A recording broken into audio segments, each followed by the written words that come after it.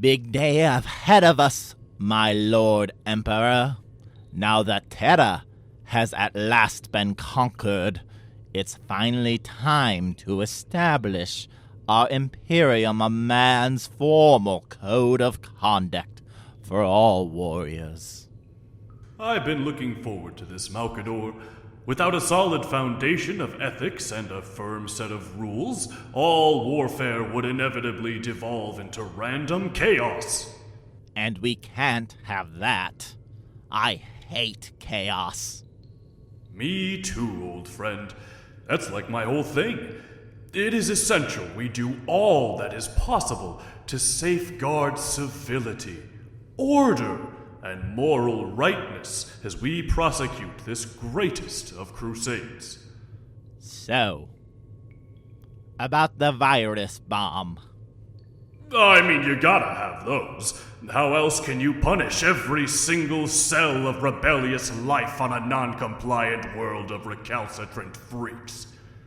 My thoughts exactly. And the planet-cracking magma bombs. Cheaper than you'd think. Very efficient. What about performing agonizing surgeries and torturous brainwashing regimes on the hostage children of our conquered enemies, only for them to be used as your personal bodyguards? It's a little harsh, I'll admit. Maybe a little personal. But I think it's only fair, considering that their parents dared to question my omniscient vision for a galaxy-spanning secular utopia with me as its absolute ruler. Magnanimous and humble as ever, my lord. Now, given your liberal use of and then complete extermination of the loyal Thunder Warriors in our conquest of Terra, I'm curious as to your position on genetic modification and power armor for our mainline warriors. I'm okay with it, but only for the boy warriors. Because? Because most of the others are girl warriors. And? They're girls? Okay. Eventually, we will reveal that the children I genetically reforged into my superhuman power-armored bodyguards are sometimes girls. But a bunch of isolated losers will freak out about it when we do. Uh-huh. Well, what are your thoughts on the use of psychic powers? Let's just round up all the psychers on every planet we conquer, using an army of soulless and silent battle ladies. Then we'll either execute them or enslave them to my will. What of your psychic Astartes, my lord? Pass. What? I'll deal with it later. Of course. How do you feel about assassins? Ooh, now that is a tough one. Let me see. You know, I've been thinking a lot about this one. A real moral quandary, you know. The use of assassins. It's just so downright sneaky. Not nearly as fair as an orbital bombardment. Right? Okay. How about this? We will use assassins, but only the ones we train from childhood in our secret assassin school. Oh, and there will be 6 different advanced schools, but all the kids start out in the same school, and then they get sorted into their specializations. There will be a sniper school, and a poison school, and a school for disguises, and a school for nerds. Wow, it sounds like you're really into the use of assassins. But I can't know about it. What? I have to remain pure. Don't tell me about the 6 schools, including the Soulless School and the Psycho School. I just came up with those. I guess I can get started on that. Do you also want And don't you dare let me catch you mixing schools. They all have to work on their own. And again, I can't know about it. Don't tell me about it. Of course, my lord.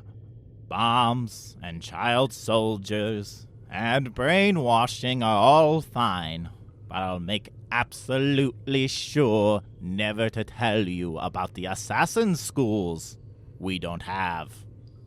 And they'll never work together for some reason. that's right.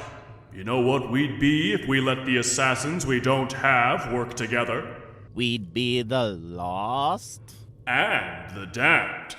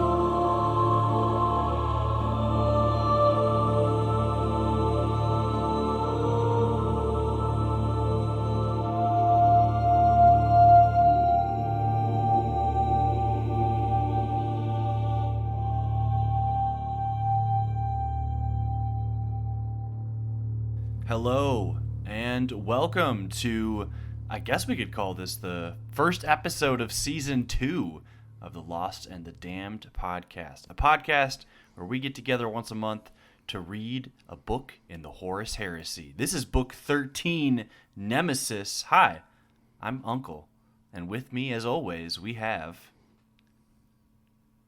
Hi, I'm Faden Cross. I am the titular Lost. We read Nemesis. James Swallow, who also wrote Flight of the Eisenstein, arguably one of the better books in the series so far. Yeah. Also wrote this one, this book about Imperial assassins and their counterpart by way of the warp. I didn't really like this book. I think I hinted in the previous episode that my memory of Nemesis was that I barely remembered it and or didn't like it. And yep, that's accurate. This book glanced off my brain. I think something interesting about this one this month, I think we both listened to the audiobook this month. This is my first audiobook, yeah. Yeah, I read a little bit of it with my eyes, a few chapters here and there, or double-checked a couple things, but most of it I just listened to, and that was an interesting experience. I don't think it made the reading easier, necessarily. I would argue it made it worse, probably. Yeah, I was able to get it done while doing other things, but it made it really hard to pay attention to this book that I think I already found pretty boring and disinteresting. Not a bad book necessarily. Like it's hard to say this book has like major flaws. It's just not that good. I don't know. What's your overall take? This is a hard question. Coolest cover so far. I'm just gonna say it's that. a pretty good cover. Yeah, the Calexis assassin on the front's kind of cool. Looks like she is like crouching in some sort of fucking... It looks like she is about to either confront Luke Skywalker or confront Darth Vader in this hallway.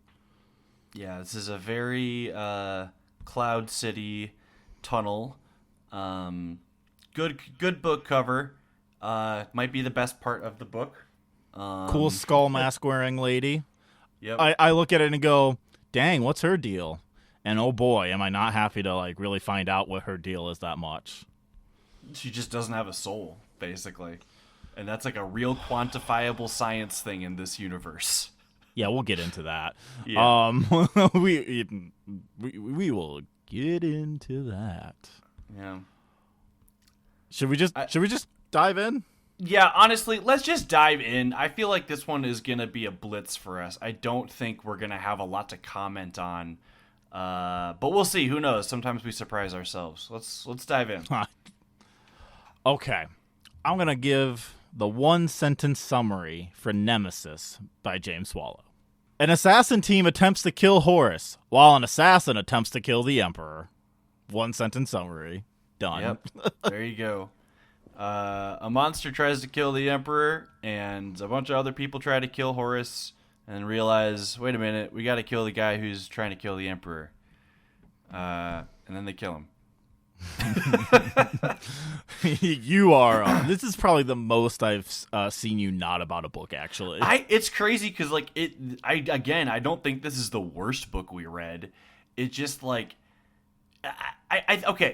Let me give one more final general thought before we get into the meat of like the details. I think the fact that like this is book 13 of a series that at this point in the series, it's pretty clear we've got dozens of books to go. And it like the stakes are that the main characters might die 50 books ahead of time. Like, you know, that's not going to happen. So the stakes aren't real. I like they're at no point during the journey of this book did I feel like the stakes mattered at all. And so I don't know. Maybe that's the wrong way to phrase it, but I that's the general feeling I had reading through this book. Like, none of this matters. If the characters were better, I think you could make the dramatic irony work, where maybe these are people on a doomed mission that can't succeed. Yeah. Maybe if there were a third as many characters, that would help. Yep. Classic problem with these books, too many characters. Yeah, this is a 30-person dramatis personae. This is a big fat list of people who, especially the non-assassin characters, too goddamn many cops in this book. Yeah, okay. I think I'm done with my general complaints now. Not enough cops. Not enough done with too many cops. Let me get into our first summary for the day, part 1, Execution. An assassin tries to kill Horus. However, Luke, Ceterae, and Erebus foil this plan. The Assassin Order of the Imperium hears the news that another assassination attempt fails. This leads to the Master of Assassins, Malkador, to create a task group with every assassin school picking a member. Valdor, leader of the Custodes, recruits Teriel, a hacker, and Kel, a sniper. Kel is made mission leader, and he goes off to recruit the other members of the execution force. Iota, a soulless sex assassin. The Garin, a murder machine. Coin, a shapeshifter.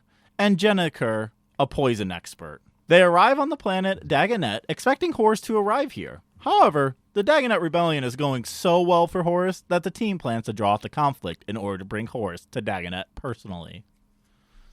Meanwhile, in the same system of Dagonet, on the planet Ayesta Veracruz, Yusuf investigates a grisly murder. He, along with his partners, track down a lead to a man named Erno Sig. They confront Erno, who swears he didn't do it and escapes during a police raid. They locate Erno again with the help of the rogue trader Erotas. One of the resources he gives is a security operative named Hissos. Hissos and Yusuf find Erno's body. However, Yusuf is possessed by the killer, who is named Spears, and is a warp entity that can change his shape. Hissos is killed and taken over by Spears, who frames Yusuf for the murder. Spear singular. However, just Spear. Yep, Spear singular. However, deep down, Yusuf's personality still fights against Spear and refuses to be destroyed completely. That is part 1. Yeah. Okay, so some good things in this part of the book, I guess. Damn, that's a pause after saying that.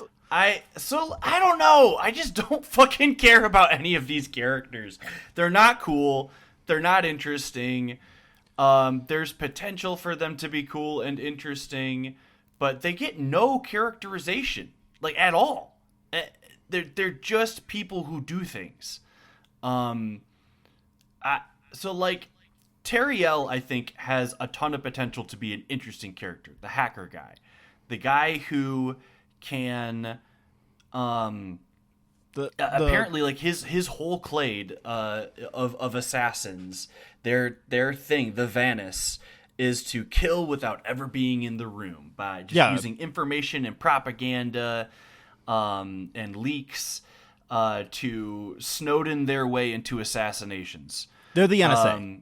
Yeah, and that's really interesting. That's cool. You hear a vague description of how Teriel did this once when he's, like, giving his credentials to Valdor. And then you basically never again see him do anything interesting. Like, this character just continues to give people intel for the rest of the mission, and also has cyber animals that he barely uses.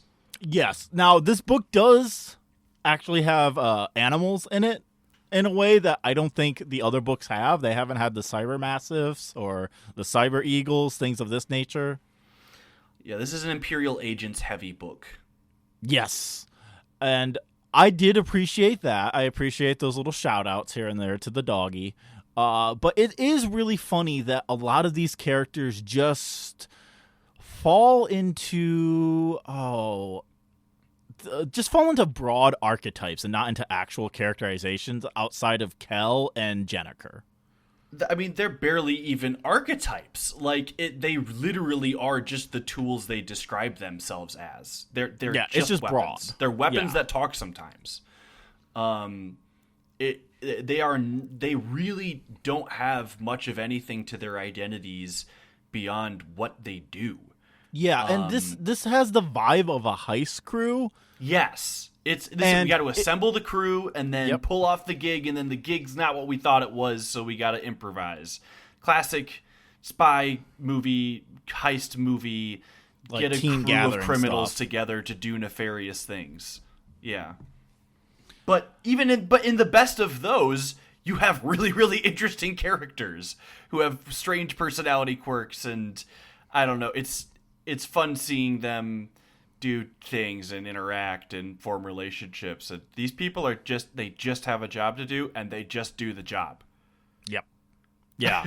And it's a lot of description of them kind of being awesome is part of it too. Yeah. Where it's not like them doing characterizations. It's at most you get some snippets here and there. This is the thing, like, they try to make them... Yeah, they try to humanize Iota a tiny bit, the soulless girl, where you get moments of insight into her head where she's like, I feel hollow and empty and lonely, kind of, and I don't understand people and why they do things. But that's it. I mean, that really is all you get from her. Well, and also she likes to kiss her victims because she's kind of a sexy assassin, right? Yeah, well, it's I think it's the fascination that's most interesting to her because everyone is repulsed by her. That's the thing about not having a soul, being a pariah in Warhammer, is that everyone just instinctually finds you repulsive in an unnameable way. And so she always wants to kiss her victim. Yeah.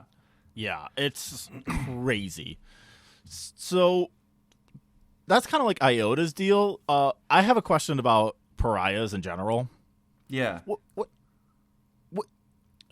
What does it mean outside of mechanically for one to not have a soul is something I've been wondering in this book. Right? So, like, I get, like, mechanically it makes you, like, an anti-psyker force to be reckoned with. We've dealt with this also in the Null Maiden stuff, It too. literally just means you don't have a presence in the warp. That's it. So it's not like an actual soul. I mean, like, so your presence in the warp is your soul. So, I mean, that's your psychic emanation is what in this universe would be the description of a soul. So I guess to clarify in that respect, for me, yeah, you don't have a soul. Like, so if by soul you mean, is this person a thinking entity with thoughts and feelings and desires? I mean, then yeah, they have that kind of soul. The ephemeral, not an actual psychic entity or quantity soul. They have feelings and are people, but do they have a psychic imprint in the warp that is a manifestation of their identity outside of their bodies? No. So they do not have a non-physical component to their identity. That's what that means. Right. And so I'm wondering, does this mean in the Warhammer universe, and kind of as we should see it, is the soul is just a function. It's just a mechanical curiosity more than anything, and not like people in this world do not think of souls as like we think of souls. Again, like I don't know. I mean, yes, no.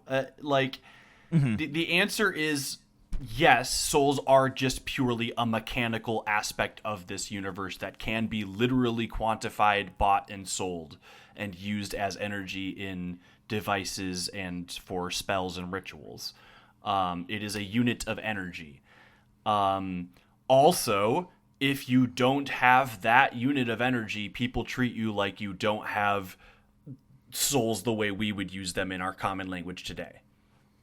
Okay. So it's both. Okay. I think what would help me is if I saw a pariah doing normal stuff instead of just purely Warhammer-y things, which I know this is like, I'm probably never going to get that. What does that even mean, though? What do you mean doing normal stuff? Well, I want to see, what does it mean to be a pariah and try to be an artist? What? Because does that affect their art in any way, or affect how they can do art, or what does it mean to not have a soul but you're just an administratum member? How does that manifest? Because I think right now I've only seen pariahs in combat context, right? I know there are some stories that tell snippets, like bits and pieces of what pariahs' lives were before they were scooped up by Imperial agents. They're just miserable. Everyone hates them. Basically, like, imagine the world's most unlucky person, in the respect that everyone always treats you like dog shit, overlooks you, forgets you in all possible circumstances because they're unconsciously avoiding you for your lack of psychic emanation.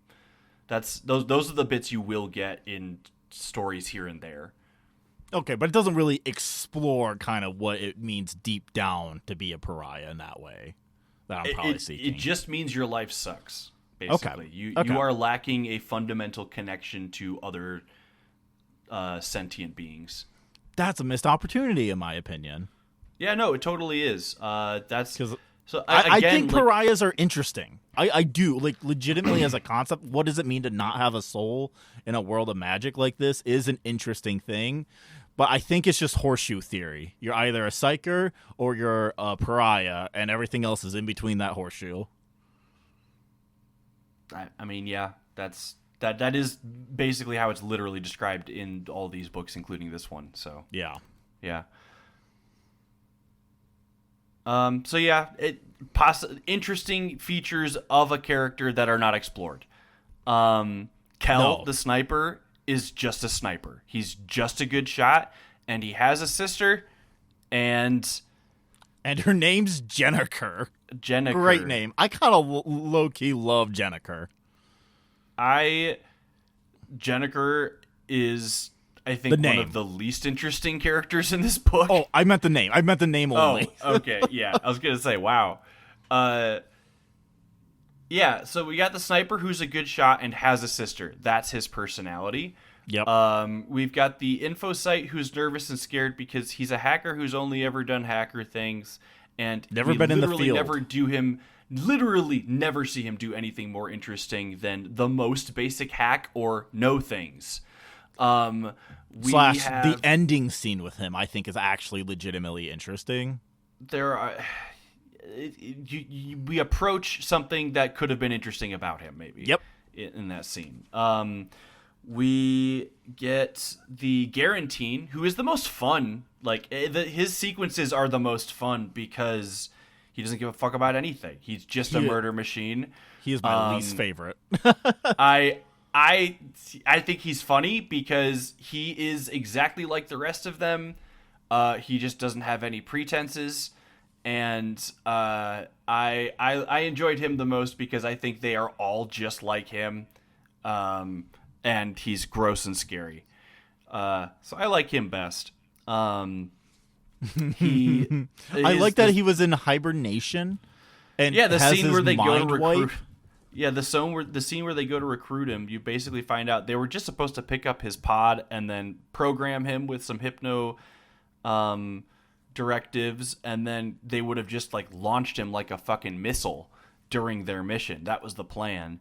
But his awakening went badly, like a coolant valve busted, and so he wakes up with no directives and murders everyone in the facility that houses him. It's great. It's kind of great. Yeah, no, see, that's good.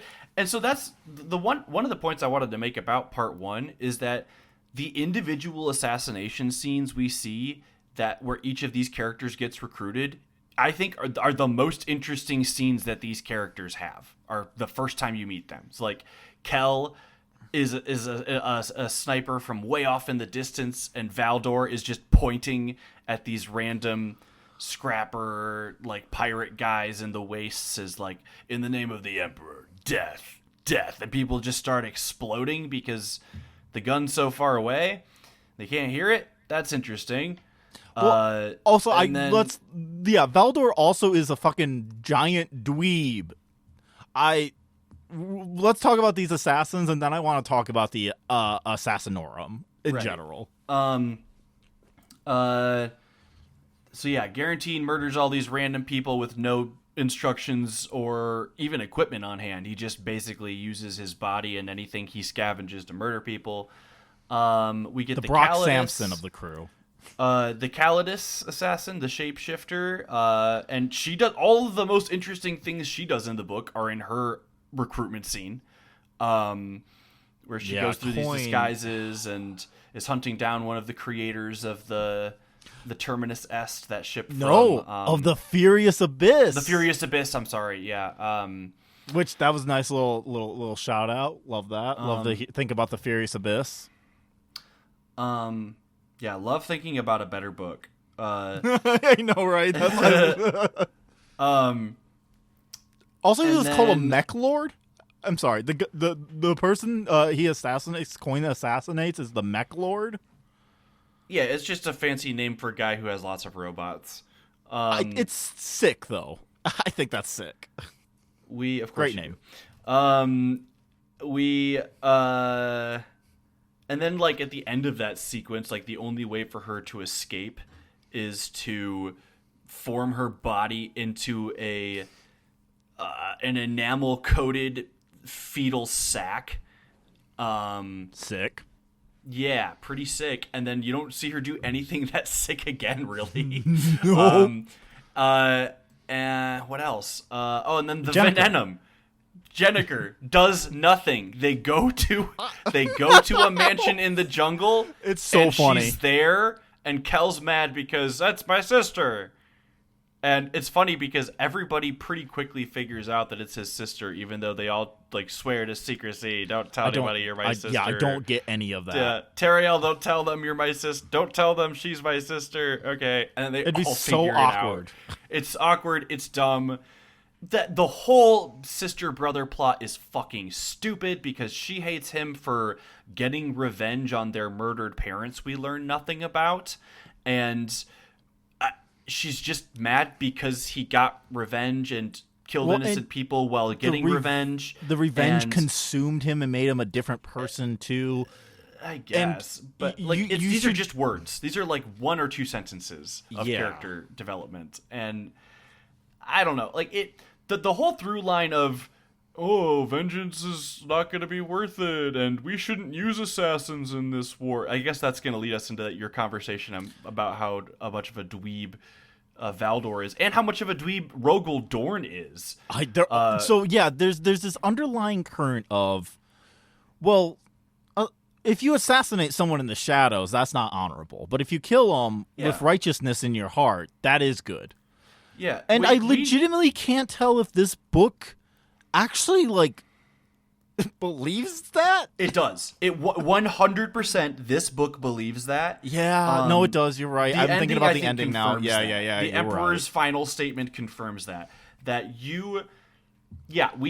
This whole massive trillions and trillions of people dying in nuclear holocausts across the galaxy war, that's the way we're supposed to do this, because if we used one guy with one bullet in the shadows, that's too sneaky and dishonorable, and that would make things worse. That would cause chaos. Don't you know if we used an assassin, it would cause chaos? But now let's get back to the assassins Civil have War. their place. No, but assassins have their place is the other thing, though, right?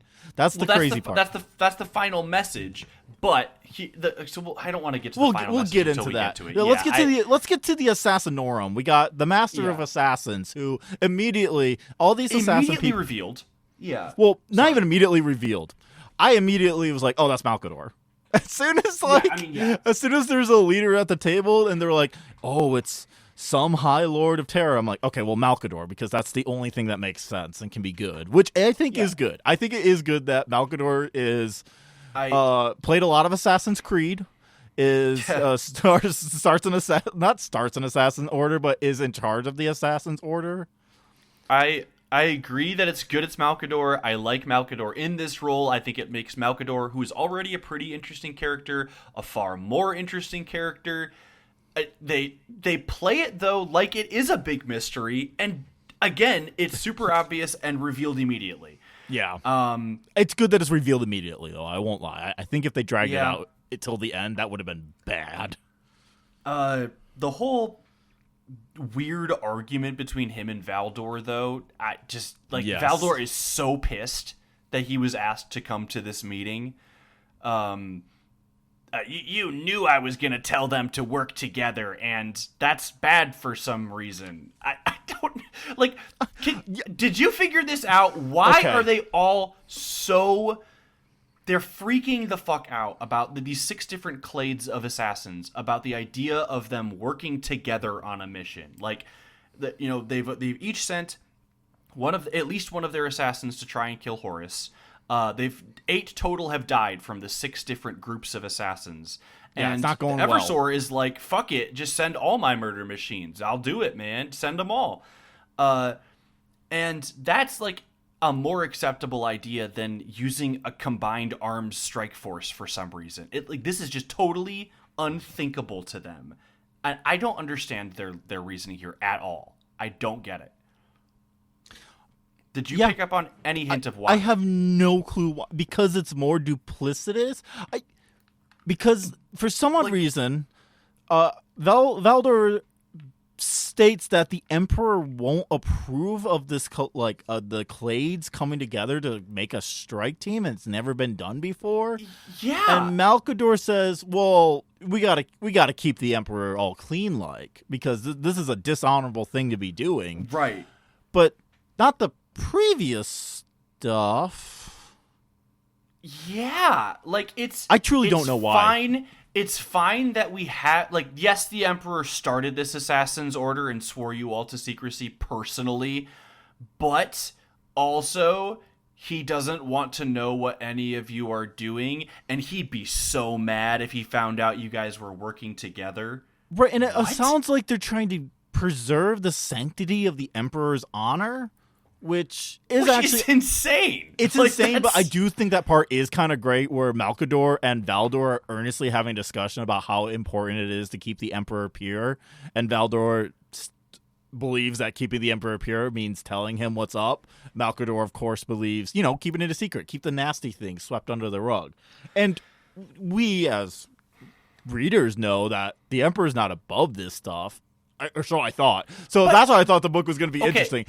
Because you're right. You're right that we, the readers, do know that the Emperor is not above this stuff. But also, if any 2 other human beings in the Imperium besides the Emperor should know that the Emperor is not above this stuff, it's those two guys. It is those exact two guys, exactly. Exactly those two guys. Even if it was no one else in the universe, it would absolutely be these two guys. And this is where I think something interesting is actually happening, where they just have a complete misread on who the Emperor is.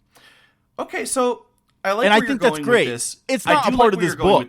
It's just No, it's the only way I can reconcile that is they don't understand the guy at all, because nobody does. And you are absolutely right about that. And that does tend to be where all the most interesting Emperor stuff is the people that he personally confides in cannot agree with each other on what he really meant by that. Yep. Real Jesus energy. Yeah. Any kind of savior figure. Yeah, I like that angle, but again, it's not really a part of this story though. Nope. It's not an emphasis of this one. No. We only get 2 scenes with the Room of Assassins. Also, I have to say, fucking sick. The shroud, the room that they're in, it's technically temporally removed from the rest of the universe because it is one heartbeat ahead. Yeah, it is one moment ahead of the rest of the galaxy's timeline. It is in an unmapped part of the Imperial Palaces that was never on the blueprints, and its location seems to shift from time to time, making it unmappable. It's a cool spot. I also, another shout out to like a moment of cool. I love the masks. I like all the Clade leaders' unique masks. Yep. The info site guy, the hacker guy, has like a series of conflicting images projected across where his face is. The sniper just has a normal sniper's hood on. The Eversor has this insane gunmetal and actual bone skull mask. I don't know. Oh, the Calexis, the soulless one, has like something that like opens in the shape of like a flower petal or something like that. Yeah, very unique. I thought we were gonna get a lot about these people. They're not in the book. No, it's just look at these cool guys. Anyway. I do like the Imperium is dads all the way down, with Malkador being the dad at the table. Yeah. He's the dad at the table, and each of these leaders is the parent of their school of assassins. Something I've been thinking about Warhammer in this book also, it just made kind of clearer for me in a way I just wasn't thinking about it, and now I am. There's no moms in this series, huh? There not many. There will be some. Yeah, I assume there will be, and even when there's moms mentioned in this book, especially like there's some mentions of like Yusuf's parents, or Kel's parents, it's always mom and dad, not just mom, not just.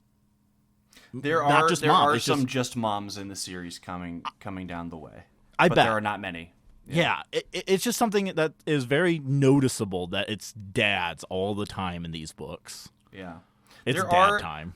The very, very few Primarchs who have mother figures mentioned have interesting things going on there. Perturabo has an important mother figure. Okay. And Guilliman has an important mother figure. And interesting. That might be it, actually. Yeah, see, and that's kind of crazy. That's kind of crazy if you think about it. It really is. Yeah. So, just something I'm on mom watch, as we call it now. Yeah.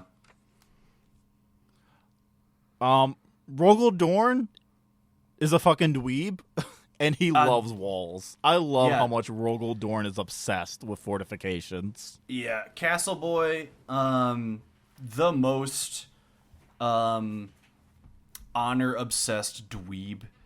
I really struggle to understand his character in this book, being so staunchly opposed to assassins. I mean, we already kind of went into that. It just does not make any fucking sense how unthinkable assassination is to these genocidal monsters. Just weird. It's very strange. I can't. I he can't really put my gets finger it. on it. I just don't get it. Like it's Yeah, it's a stroke. It's like it's a misstep in logic that just makes no sense to me. But I don't know. I really do struggle with how anti-assassination they are. But again, they're anti a certain type of assassination, which is collaborative group assassination. Yeah, It whatever. makes it weird. Yeah, we should maybe talk a little bit more about the cops. Oh yeah, let's get into the cops. Actually, I think that's kind of next, honestly. So I have a feeling they were probably one of your favorite parts of the book. I hated every second we were with Centene characters. That was the name of this cop agency, the Centene. I could not get a grip of any of their characters. Yeah, I could not get a sense of who they are, why they matter. Eventually, it's revealed one of them is sneakily a member of the Lectitio Divinitatis. He believes the Emperor is a god, and he's trying to protect them because there's suspicion that this strange series of murders taking place on their planet. Maybe it's connected to the Theoge, this cult that worships the Emperor. So he's kind of trying to protect them, and that almost is an interesting angle. And then he's dead before you know it. And I have a critical issue with all of the cop stuff in this, and it's only because I listened to the audiobook. Okay. The narrator, who is Jonathan Keeby. Jonathan Keeble. Yeah, Keeble. Jonathan Keeble is probably the most common voice in Warhammer narration. Well, that's a bummer because he really goes for it with the racist accents for like Iota and stuff. A racist? I don't know that I picked up on a racist angle. Please explain this to me. He is doing like a faux like Asian accent quite often in this book. I wouldn't place it there, but okay. He's doing a non-British accent. It is a vague somewhere else accent many times. I would not be able to place this as any kind of distinct accent personally. To me, it really came off like a white guy really trying to pretend to be like a Chinese person, like speaking like that. Audience, send in your comments. Let us know what you think, because I completely disagree with Faden on this one. I think it's just a vague, like it more often than not comes across as vaguely Eastern European to me, especially Kel. Kel and the Centene all come across as vaguely Eastern European to me personally. It's only a few people that it, like legitimate. I think it's like Iota mainly, and I think Iota's supposed to be a black woman actually. So I didn't hear that either. I did not hear that in Iota's voice personally. I could be wrong, but you and I have a different ear for this guy's voice. Mm-hmm. So there's that going on, which is I thought was strange. But the thing that Jonathan's actually decent at is. I like it when he does the Warhammer stuff. I like it when he's talking about how big the Imperial Palace is, or describing Rogel Dorn, or even like the combat and the seriousness of the combat. Anytime it was the cop stuff, it was just bad because this should be read as crime like noir. It like feels so clear that there is some noir styling going on in this book that would have been a much more enjoyable read if I was reading it myself for the cops. So how should it have sounded then? Because like I would agree the cop stuff more than any other part of this book glanced right off my brain. Like I could not follow the plot without great focus. I thought it was the most boring part of the story for sure. But like how should it have been read differently that would have improved the quality of the experience? Cuz I didn't notice an issue in the reading of. I thought it was more the content for me. I just think if so what do you mean by noir, I guess? Like, how should it have been read noir? It kind of should be read fucking, I can't believe this is it should be read generally like a cop that is like talking about the washing away the sins of this city, sort of like. But that's not how it was written. It feels like that though. And I think the tone could help a long way with it because it is pulling on a noir mystery of like grisly murders, a person who is coming back to his wife that is. I mean, he's kind of a wife guy, so he doesn't have a bad relationship with his wife. I agree that there's a noir vibe to the plot. I'm saying the prose does not read as noir. Like it sometimes did. It could be more, but I read those. I read a few. Those were the sections I went back and tried to read with my eyes because they just bounced right off my skull when listening. My hot take is that the voice in my head reading him that was not Jonathan Keeble was not noir either. I don't think the prose came across as very. This city is awash with sin, and the inky shadows hide the scum. Like, it really does not read like that to me. Yeah, I think it does and benefits from it. It doesn't. Its prose doesn't match it, but its plot does. And I think yes, as an audiobook experience, it would be a much better maneuver than to speak with Warhammer voice. I guess I need to listen to more audiobooks that are not Warhammer to understand the difference because it just should have a Stephen King audiobook style read. This sort of thing, in my opinion. I just think the performance should have been at least tonally different between Warhammer stuff and cop stuff. Like assassin stuff and cop stuff, you mean? Yeah, but the assassin stuff just kind of falls into like basic Warhammer things when we eventually get to them defending a planet. Yeah. Okay.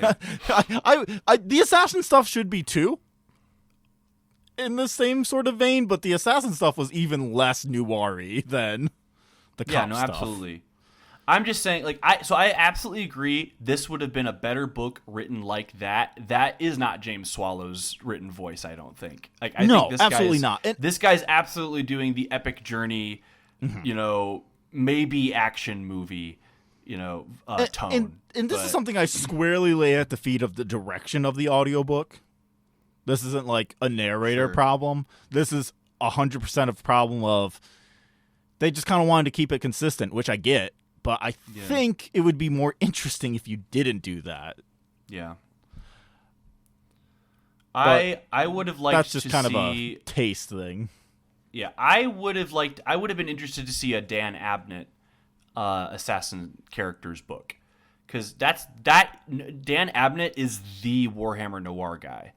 The Eisenstein series is written like Warhammer Noir. Wait.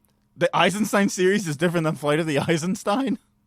Or fucking Eisenstein. I meant Eisenhorn. Okay. Yeah, the Eisenhorn series. Sorry. I was like, what the fuck? How does the Eisenstein come back? I was thinking Eisenstein because of just James Swallow. But no. We're in Swallow mode. Yeah. Eisenhorn is Dan Abnett's series, and that's just Warhammer detective stories. Yeah, I'd like that. I think you would like that. So, yeah, we got Yusuf, the good cop.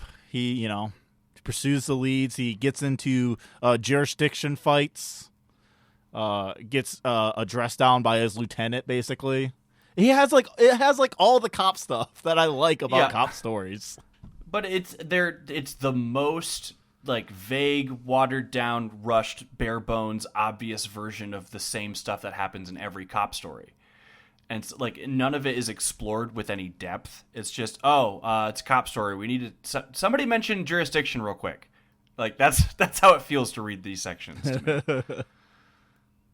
My boss. My boss has only cared about how this looks. And those other cops, the arbitres, they everything is not a part of their jurisdiction if it looks like it's going to be hard. And there's a cop none of who that's wants to be actual play. There's one cop who wants to be a higher ranking cop, and he's really earnest, but he's too dumb, so he never will be.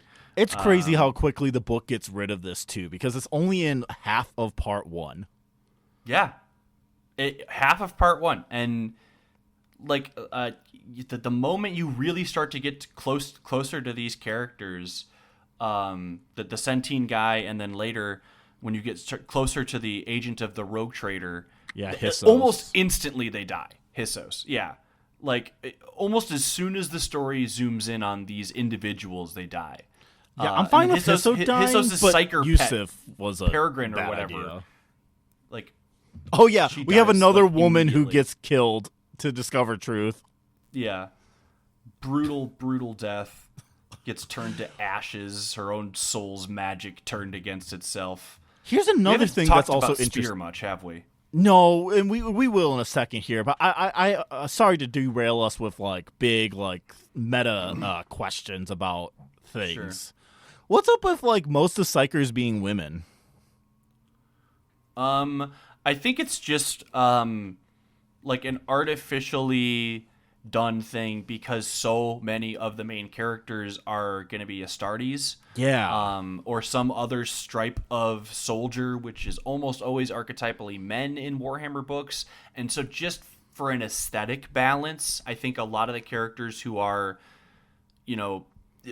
powerful and therefore important to these kinds of stories, Right. but not an Astartes, psychers are really your only option for the most part. And so, yeah, a lot of psychers end up being women. I think, again, just like for the aesthetic balance. Interesting thing going on, though, especially when the two most powerful psychers that we know of are both men. Yeah, I mean, it's Warhammer. Yeah. Yeah. Well, right. It's Warhammer. Right. Of course. And Yeah. I just like, I've just been like really like turning that around of what's happening here besides sexism.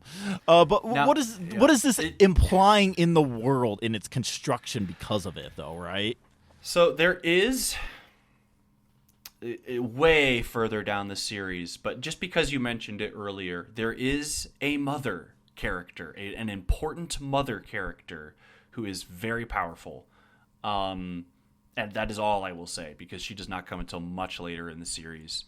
Like psycher powerful or just powerful? I'm not going to both. say anything Okay. else. Okay. I just That's like fair.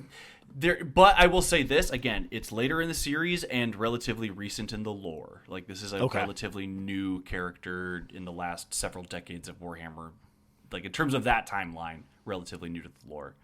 But I don't know. Well, you'll see.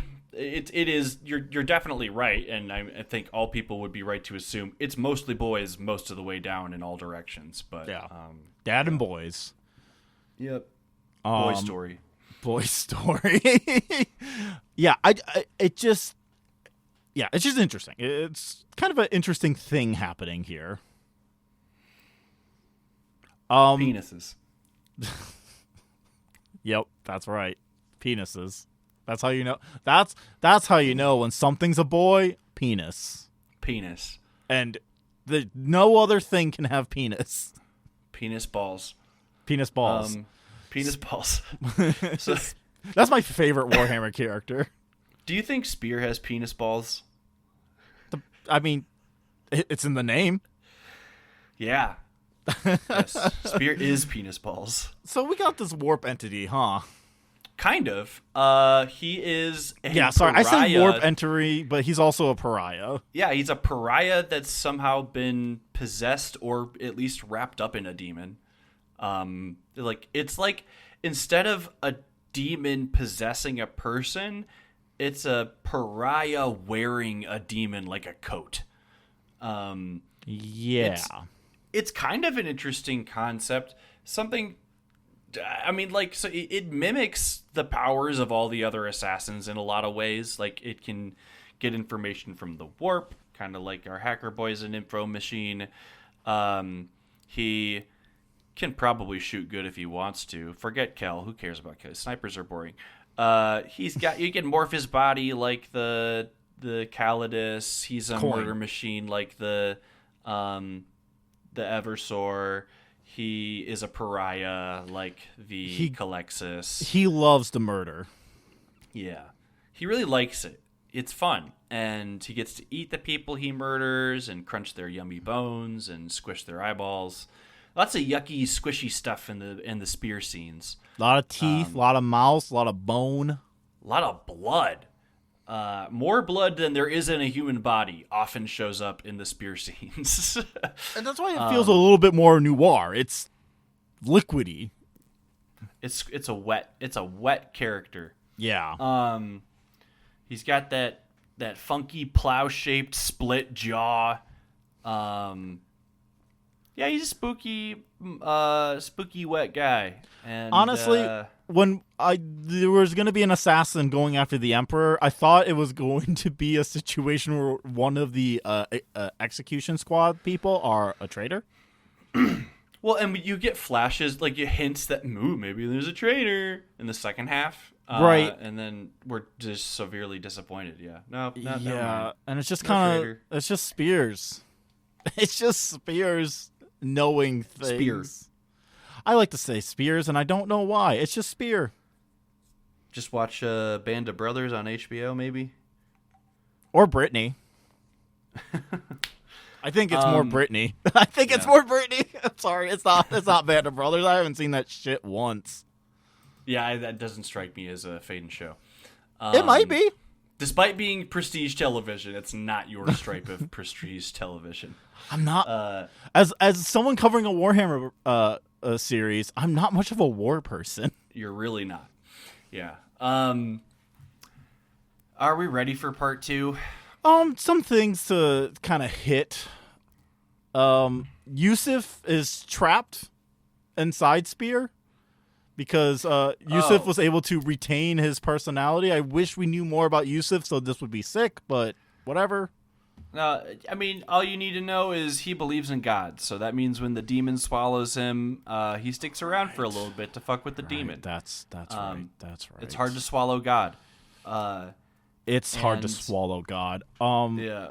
I can't remember what Hissos exactly says before being eaten by Spear, but it's something about Terra, or Terra protect me or something.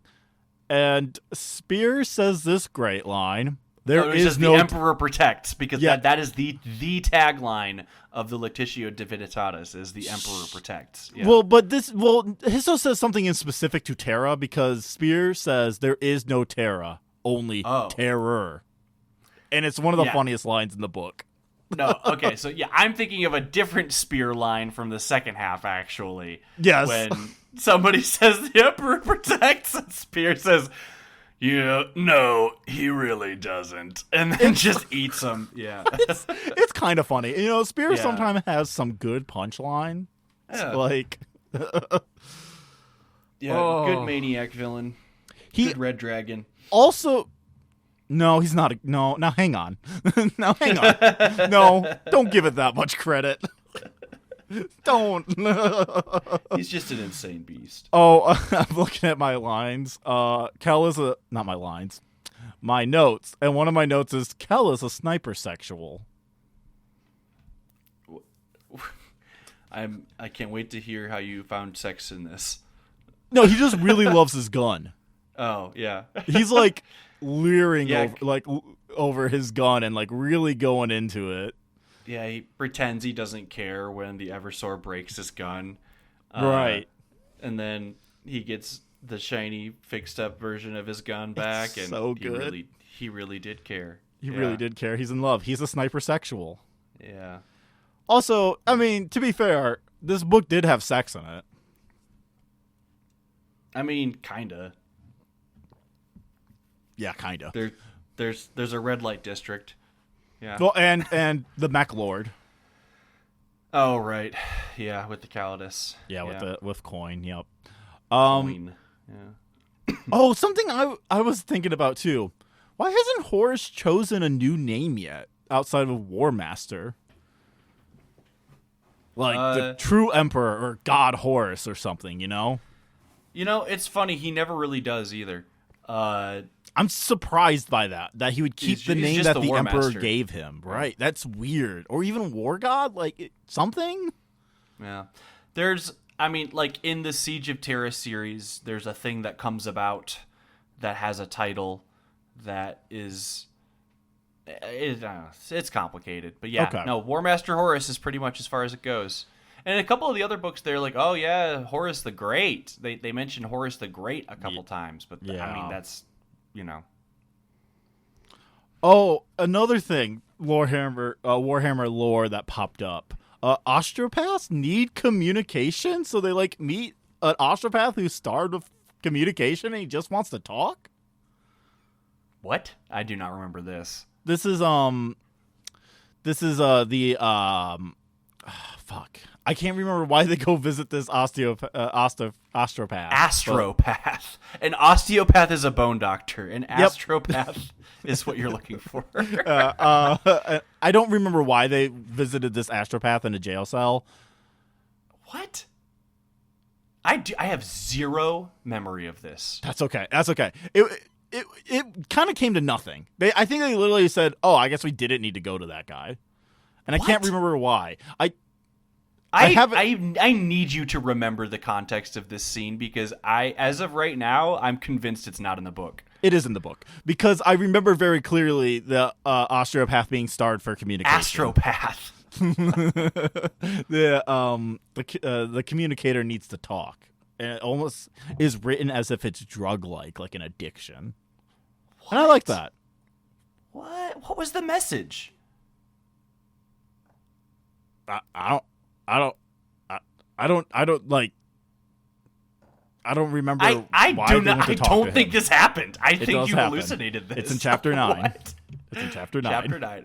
Please find it. I can't find it. I don't have the book. At some point. Yeah, okay. I know. At some point, because I am at an absolute loss for what you are describing right now. All that really matters, though, is the way the astropath describes needing to talk to someone because he hasn't talked to anyone in a long time and he's in a deep cell and he can't communicate with people. I think it's one of the Dagonet ones that they exiled or killed a whole bunch of their astropaths so they couldn't get the word out. Okay. That might be the context. Well, that tells you how gripping this plot is, folks. I rushed through this book last couple of weeks, and I have zero recall of this moment. And obviously, it has zero impact on the plot, and it does not matter at all. It does not matter. It does not matter at all. Yeah. This is the thing. Notice how I've been talking about things that don't matter. Yeah. To this book. God, this book does not matter. Yeah, I think it's inevitable in a series this big, but it just sucks that it's a one-off side plot that really doesn't matter in the grand scheme. Wouldn't that not make the perfect opportunity to explore some really, really interesting characters? Just go really deep, on some characters you can write once and then kill off. But no, it's just one big nothing burger. And this is a fat book. This is how many 500 pages is this? 500 pages. What the fuck? That's insane. Yeah. Should we go into part 2, attrition? Please. Yeah. Sorry. Attrition indeed. The execution force drags out the war on Dagonet, and thus the governor of the planet announces that Horus is coming to save them all. Jenniker is given spiritual guidance by a kind believer, the god emperor named Sinope. I almost said Sinope.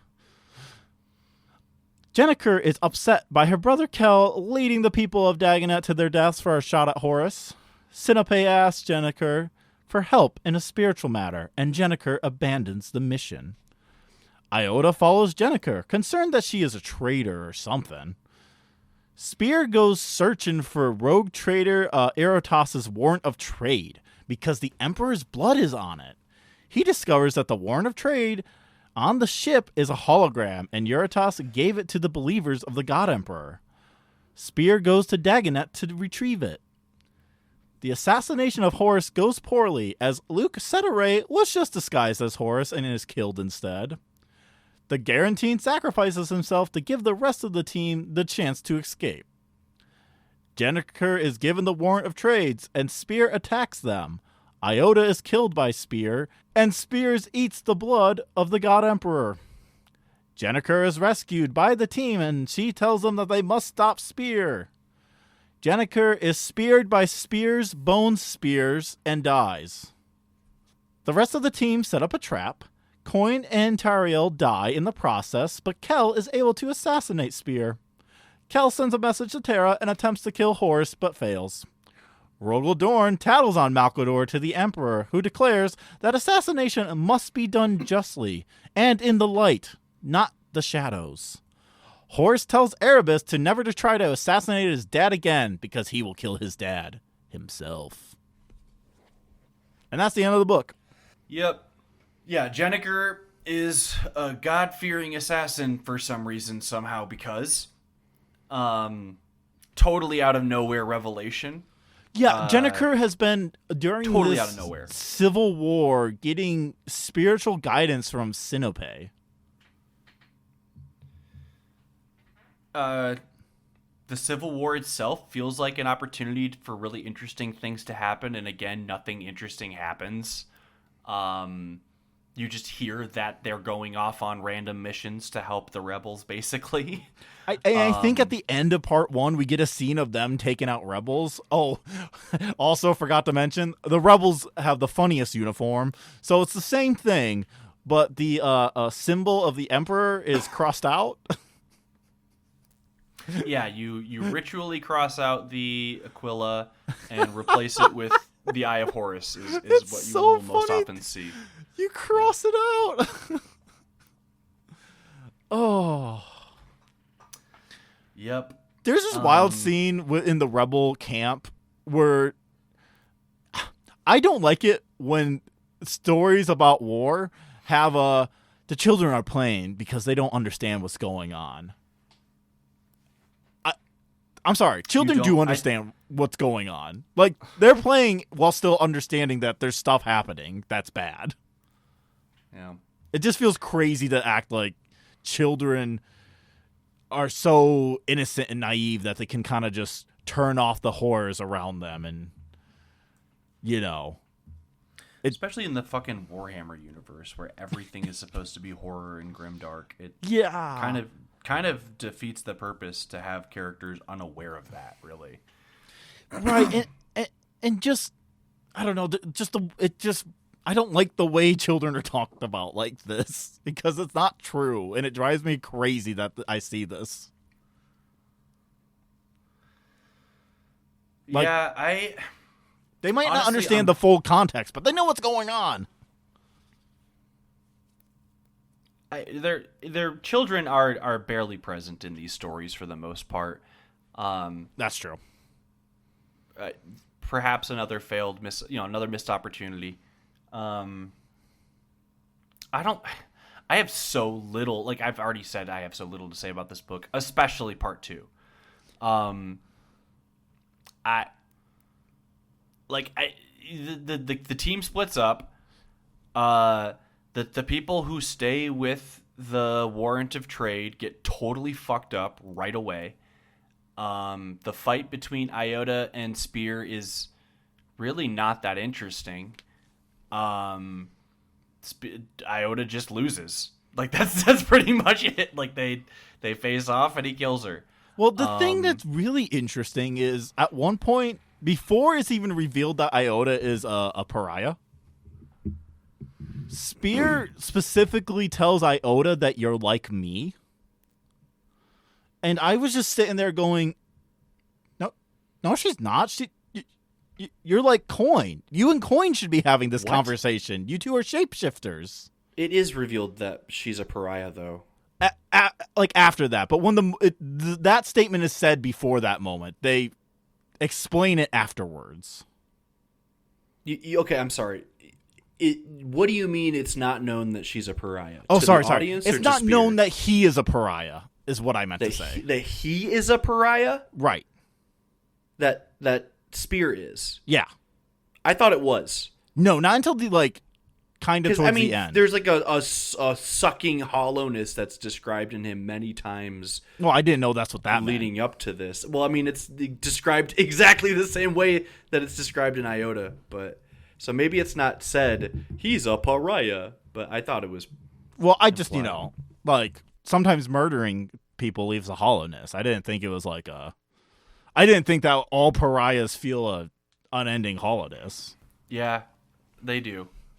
That's I guess that's just another Warhammerism that. But here's you're just expected to be that's. But here's the crazy part, character though. Described that way, pariah.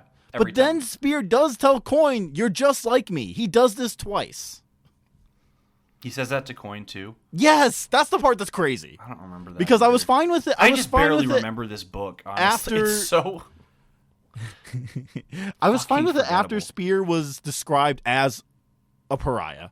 That's the black pariah. Uh-huh. I was like, okay, I guess it makes sense why he said, I know what you are. And, like, that made sense to me. And then he does it to Coin, the person that makes the most sense, because what Spear does is the same thing as Coin does, which is basically shifting bodies. And then he does it again, and it was very funny. It was very funny. Yeah, they shoot a guy that they think is Horus that is not Horus, and I think the shot is cool. I think the plan of I fire the one shot that breaks the shield, and then the laser shot is immediately followed after. Yeah, it's a moment of, oh, that's neat. I don't know. You are. I feel like the more we talk about this book, the more you're not about it. Yeah, I think that's it. I just like I am struggling with all my heart and energy to find anything to say about this. Like, these things that we're describing, they all happen. That's all I have to say. This is a stuff happening book. Yeah, this is, and I hate falling back on that same old critique, but this really, really is just a stuff happening book. Like, it is so hard to have anything to say about a series of events. I don't know. I also find I think part of it is too I just don't really know this pariah stuff, so maybe that's what kind of drew me in. I like when Iota is describing about like being a pariah. Children cry when Iota passes them, and they don't know why. She also causes nightmares in people's subconscious. It's very good. She also has a needler. Iota has a needler, and I couldn't help but think of Halo Needler. It's not. Of course not. But I can't help but think of it, you know? Oh, so the Astartes go on a rampage once Luke Ceterae is killed? Yeah, their captain's killed, and then they decide to kill the planet in a very slow, deliberate, punishing way, instead of just blowing everything up and nuking the place and, you know, blowing up continents and shit. They're just going to strategically wipe out all the places where the nobles live and have all their power centers, and then they're just going to kind of wander the cities and murder everyone in sight. And it's scary. I actually do think this part of the book is the highlight, is the terrifying aspect of escaping from the Astartes, especially where the Garin and Coin are trying to escape, and just the way the Astartes slowly, like, they're like doing the fucking Jason Voorhees slow walking towards them, essentially. Very intentionally, yeah. And I think I would agree. I think the most interesting combat sequence in the book is that fight between Coin, the Eversor, the Garin, and one Astartes. Because you see these people pull off these crazy murder scenes multiple times throughout the book, and then literally in a straight-up fight with one random space marine. Not a named character, not a sergeant, not a captain, nothing. Just a random nameless dude. And two of the deadliest warriors in this book are pretty handily get the shit beaten out of them. They do kill him eventually, but they get fucked up. Yeah, you're right. An like, the danger feels real. An Astartes punches Coin with the pommel of his knife, which is described as a short sword because Astartes, and all of her bones on that area just shatter.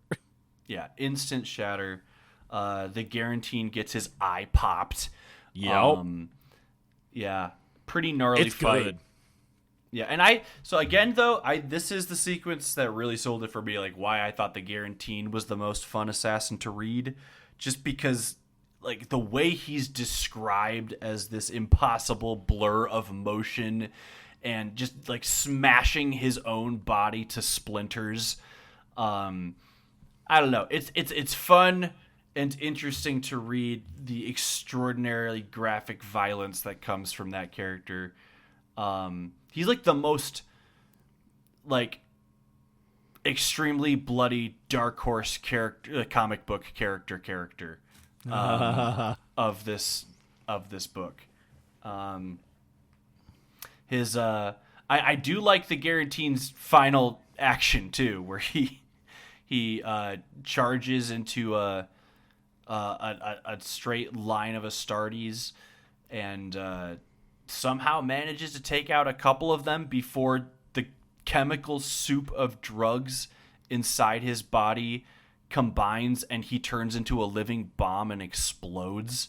But not before it boils his blood and cooks his remaining eye into jelly, and then he explodes.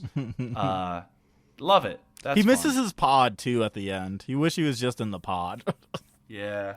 Damn, I could use a nap right now, and then he blows up. I think the combat's super interesting when it's the underdog fighting, always, just in general. I think as a taste thing, when the perspective is I'm with the underdog of a fight, yeah. I think I'm more enjoying the combat, and that's why a lot of the Astartes things can ring a little bit hollow, because so often they're favored and booked to win, you know? Yeah. It's almost rare that an Astartes goes into a situation where they're the underdog.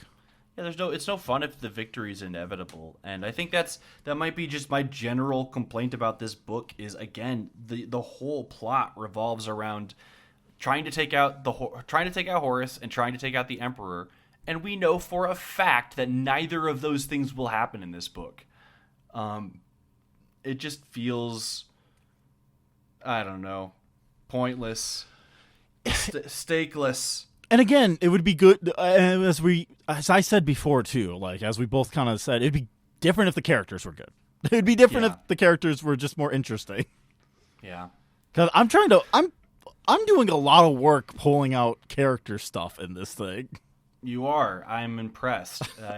I'm realizing as I'm saying this, I'm doing a lot of work. I just finished reading this book, and I had already forgotten a lot of these details, and I bet you in a week's time I will not remember most of this stuff. Yeah.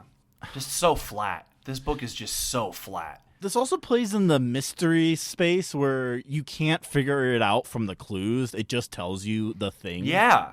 Which can be fine. That's, Yeah, that can... But, okay, that only works when you are, while reading, utterly convinced you could figure it out, right?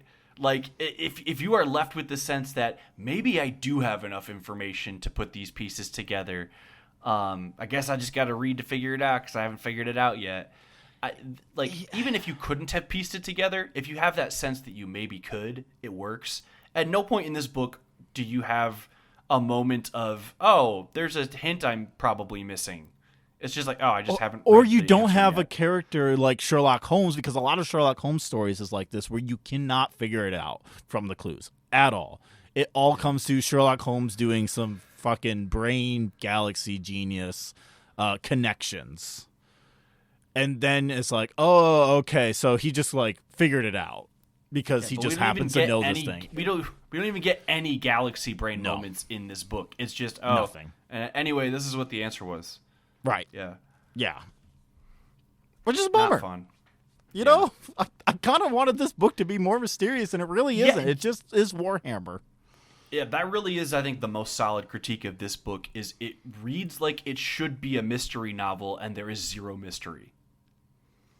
You do get, towards the end here, so like right after that fight scene with the Astartes, Coin and the Eversor are like, did we get betrayed? I think we got betrayed. Maybe we got betrayed. Was it? And like, I think Kel had also been having these thoughts. We must have been betrayed. Maybe we got betrayed. And the only person you haven't really seen have those thoughts is Teriel. Right. And then you immediately see one of Teriel's cyber eagles spying on them. And it's like, oh, shit, maybe he did. Nope, actually, he's here to save the day. Nope, he's here to put you on a train and crash them into the Astartes. Yep. Which, sick. Great. Sure, but, like, why set up the potential of, oh, maybe... no, never mind. It's like, blowing up the transport that Chewbacca's on and then finding out 30 seconds later he's not dead. Yeah. That's what it felt. That's what it feels like. It is really weird that there is actually no traitor to this. It's just because... Yeah. Horus has voices in his head. And knew that Luke was kind of an upstart, so he set him up. Because later when we see Erebus, even Erebus doesn't know how Horus knew. Right. Like Right. Erebus doesn't even know what's going on here. Horus is out of hand now. There are things he can foresee, and he has ways of acting that are beyond those that think they're puppeting him can understand. And that's kind of interesting. Kind of. I don't know. Yeah. Jenniker gets killed because Spear just starts shooting bone spears out. Yeah, you don't. I don't think you even see her get hit. You just No. like you're following the scene from Kel's perspective, and then he turns he hears his sister say Kel, and he Yeah, turns around, and she's all shot up. It Oh, literally okay. feels like some bad anime. Yeah. Especially since Spear is also going Kinemono I don't know what that means. from Naruto, the bone guy. Oh, yeah. They trick Spear to showing himself. Yeah, I guess. Uh, Teriel sixes rats on him. Six's rats and Bird and Massive. Teriel also dies because he tries to be brave and realizes. I do like this part where he realizes, oh shit, I act like I can be in the field and I made the fatal mistake. I should not be in the field, and then gets killed. Yeah, that's pretty dark, really. That's the part I do like. I wish there was more of that. We don't get like any of Teriel's interiority at all until part 2, until the very end. The very, very last scene with Teriel, yeah. And it's so evocative that it makes me go, why wasn't this kind of what the book was about? About he an was a NSA huge- guy going into the field for the first time and getting wrecked. Truly, I would have preferred a book just about Teriel and maybe the Eversor, or just Teriel and Iota, like just 2 assassins. Because Yeah, 6 is too many. 6 is way too many. Trying Especially to have in a brother sister drama in the middle of that is way too much. Yeah, fucking Jennifer this- tells Kel to kill Spears with the Emperor in your heart, not revenge. Yeah, so fucking stupid. So probably the worst line in the entire book. Yeah. Coin goes Bane mode and fucking Venom's up. Like, gets real buff, real strong, dies. Dies. Yeah. But Stands to be no fair, chance. dying was part of the plan. Yeah, I guess. Even though they didn't like the plan. They still did it because it was their duty, and I guess that's Coin. It's just so big noble sacrifices. Yeah, woohoo, good job. I don't care about you though. I'm sorry, I don't care about you. I like that Yeah. Spear gets killed, and then the book says, in a line that only works if you write in a noir style, but they didn't, the killer was killed. Bad. It's only good if you do this as a noir book, which they didn't. Yeah, it's bad. Anyways, that apparently doesn't kill Spear, and so fucking... I guess he got to get shot with a super blazing burning gun. Yeah, the filament blast bullet shit hits him, and then he hits him with the explode bullet, and the end. The end, and the souls are Except- liberated. Yeah. Kel writes his goodbye message, goes to try and kill the War Master. I like the descriptions of the fleet and their armada in this book. It's always really ominous and I think really intense. But Metropolis-sized ships. I think somebody's saying the Metropolis-sized ships is the first. Oh, this is like an actual relative size thing I can hold on to for the ships. Kilometers long isn't enough for you? No, absolutely not. It really isn't. When somebody says miles long or kilometers long, I don't understand. Okay. Yeah, you've never measured anything in those distances. No. So, Metropolis-sized ship, that I understand perfectly. That make me go, oh, these are big. Yup. I like the cyborg pilot that is gonna pilot Kel to Horus's ship. And the cyborg pilot basically has the attitude of, okay, I guess I'm dying today. Great. Wonderful. Oh, yeah, because Kel's like, oh, yeah, put all the power to our stealth systems. And it's like, if we put this power in the stealth systems, we won't have any shields. And Kel's like, well, we won't need the shields if they don't see us. They won't hit us. They will. Is what Ultio says. Yeah. They will hit us. Yeah. I wish there's more of this cyborg guy who's just kind of done with their bullshit, it sounds like. And he's just not in this book at all. Do I have a 40K book for you? Because No. guess what? No. Ultio comes back, folks. Didn't he crash into the fucking vengeful spirit? I mean, that's what's implied, but Ultio's a 40K spirit, baby. What? A 40K character, I mean. Yeah. That's crazy. That's crazy. Yeah, Ultio, What? Ultio becomes something else, and then is also this and that, and Ultio is a very, very important character in the Black Legion books, the books that revolve around Abaddon the Despoiler in the 40K series. Yeah. Jesus Christ. Amazing. Great. Cool. Yeah. I guess I'll Yep. see more of this guy. I hope he's as disaffective in 10,000 years as he is now. Abaddon gets cooler. When Aaron Dembski Bowden gets his hands on Abaddon becomes a much more interesting character. I look forward to that. Yeah. Erebus has a psychic bleed because Spear dies. I like that. Yeah. He also is losing control of Horus, very obviously. Yeah. But he does say, let Horus be Horus, and that's amazing. Yep, let Horus be Horus. He's gonna do his thing. This is what Destiny says we gotta do, so this is what we do.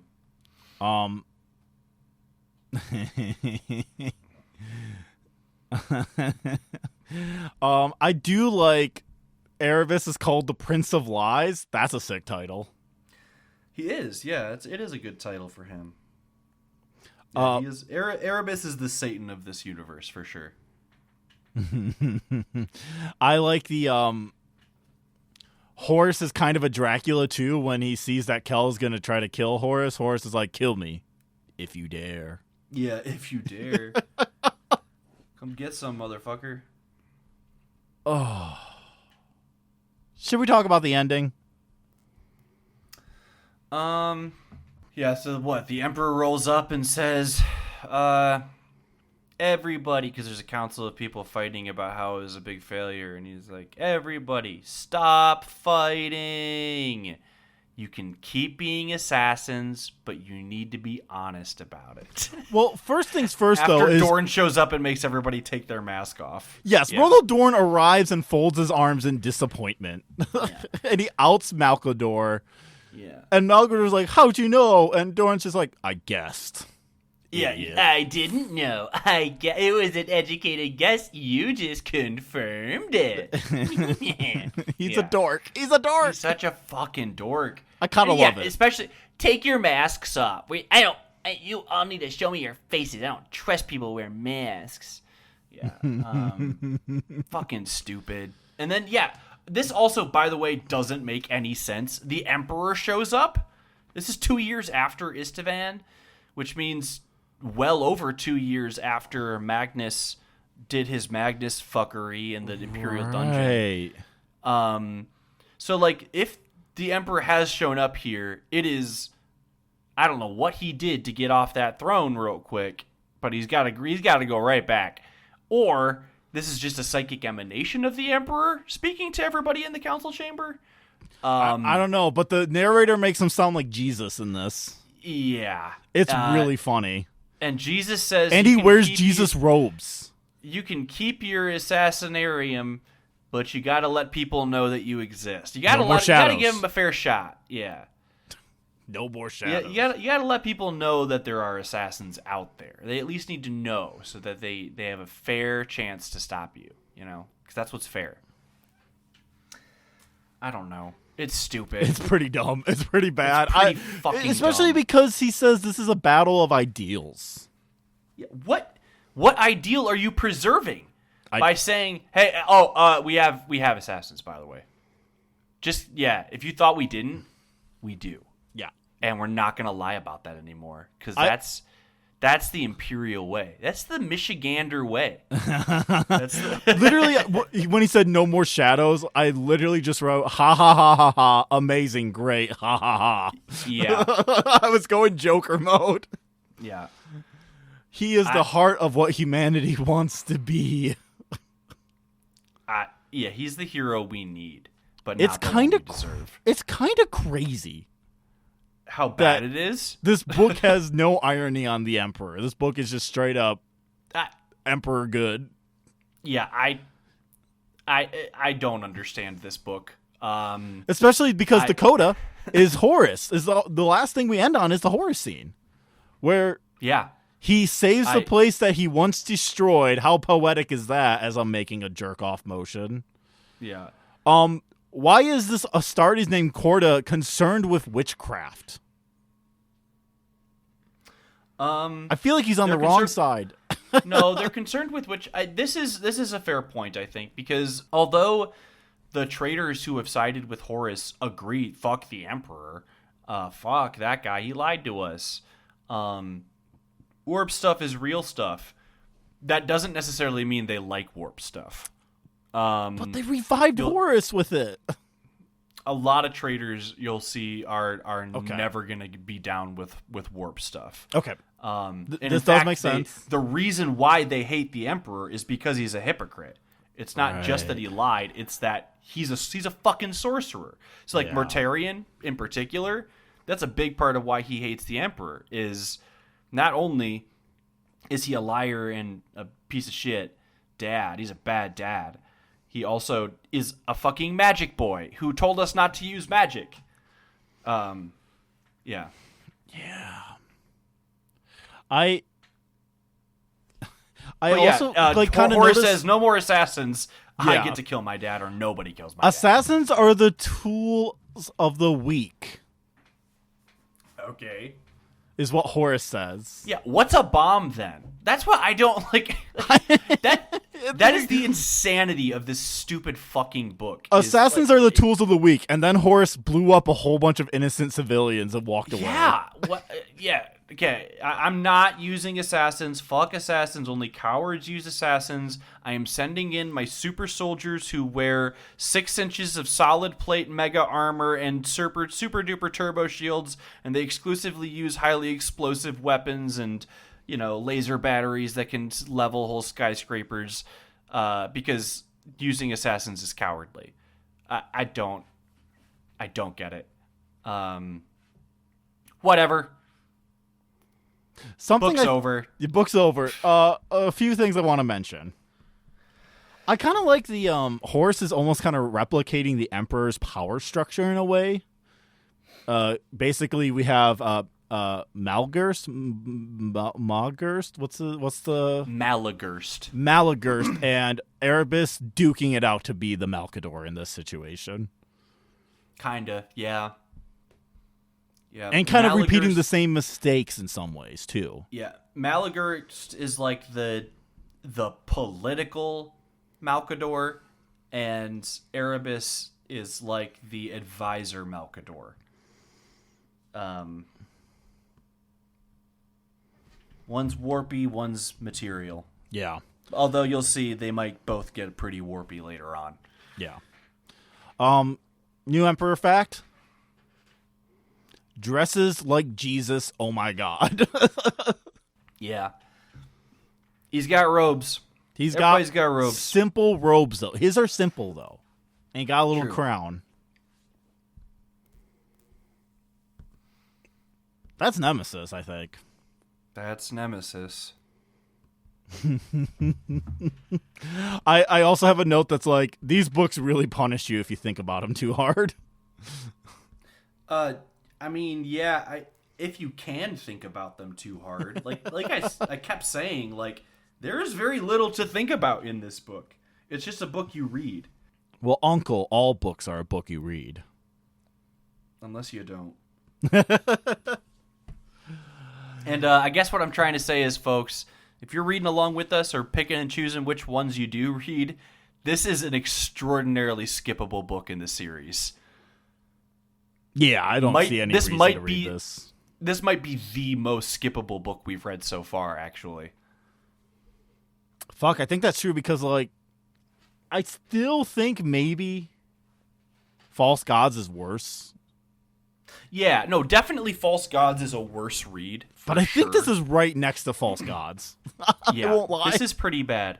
Because, like, okay, False Gods, Horus Rising, both of those books suck.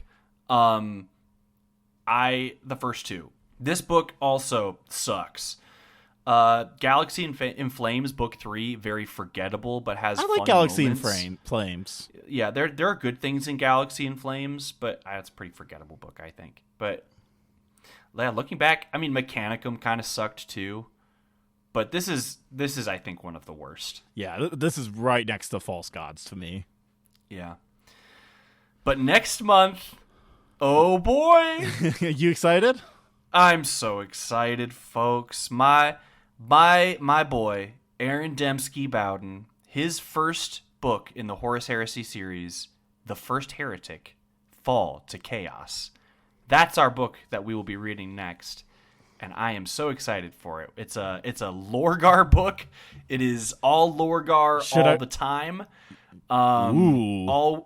It's all word bearers. This is the word bearers origin story. Why they like that? Why the fuck they like that? Yeah, should I read the cover description? Do it.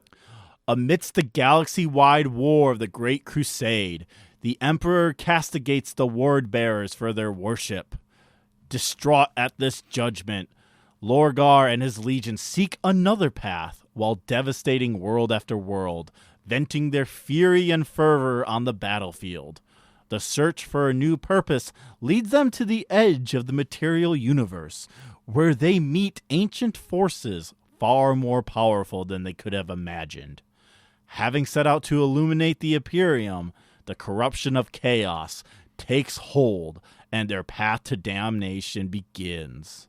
Unbeknownst to the word-bearers, their quest for truth contains the very roots of heresy.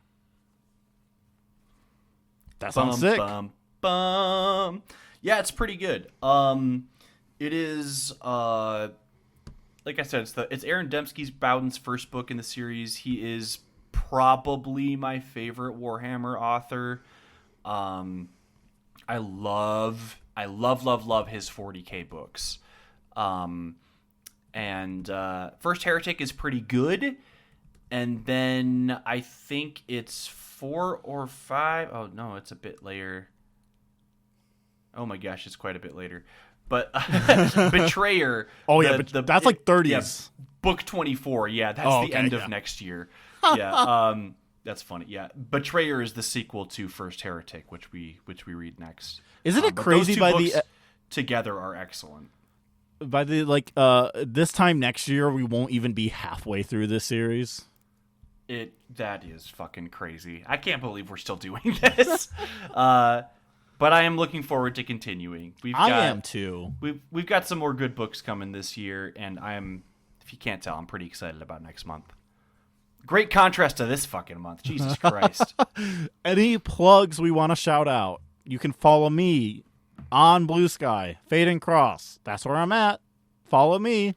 And listen to our Game Club podcast that me and Uncle are on, Club Flashpoint. It's great. We just played a whole bunch of gay games that are truly wonderful.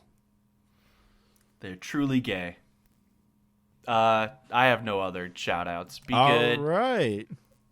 Tell people you love them when you love them, and I don't know. Tell them to fuck off when you want them to fuck off. Yeah. And don't read Nemesis. Goodbye, everyone. Bye-bye.